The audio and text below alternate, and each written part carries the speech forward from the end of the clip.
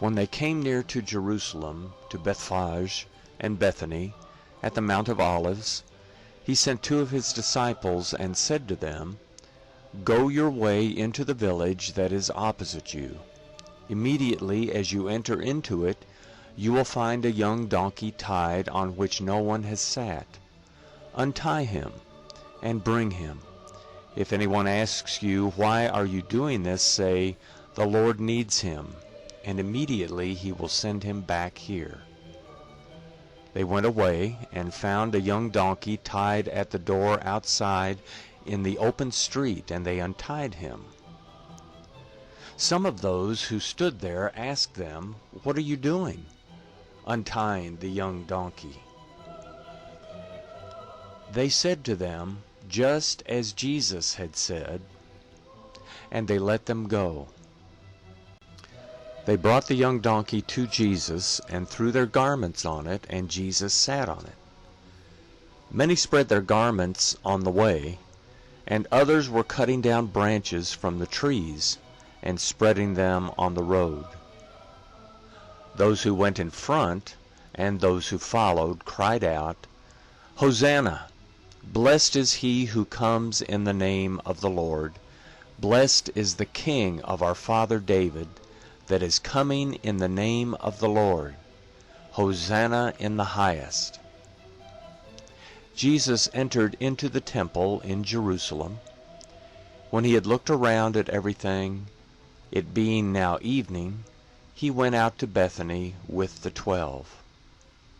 The next day, when they had come out from Bethany, he was hungry. Seeing a fig tree afar off, having leaves, he came to see if perhaps he might find anything on it. When he came to it, he found nothing but leaves, for it was not the season for figs. Jesus told it, "May no one ever eat fruit from you again."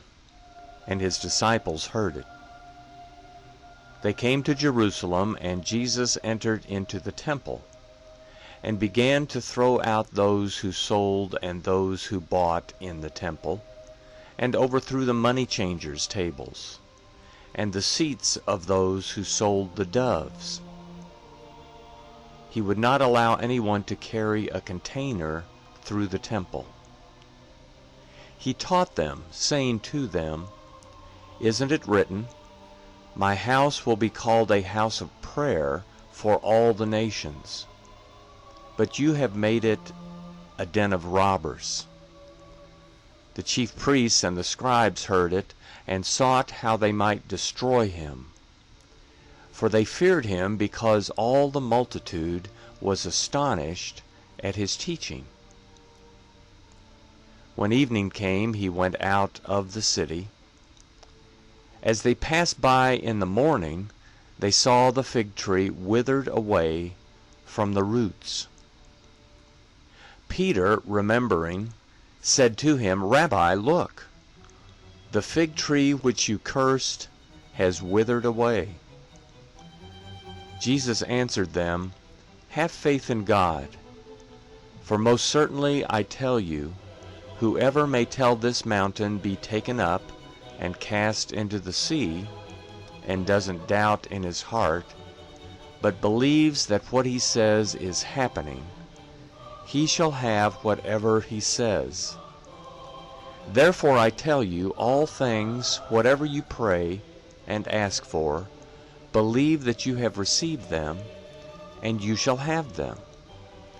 Whenever you stand praying, forgive that you have anything against anyone, so that your Father who is in heaven may also forgive you your transgressions.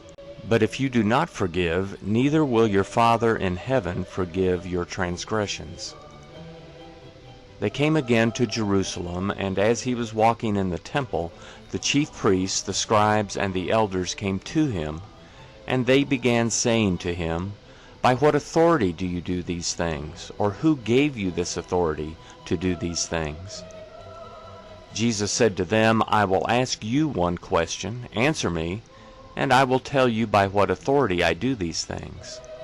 The baptism of John, was it from heaven or from men? Answer me."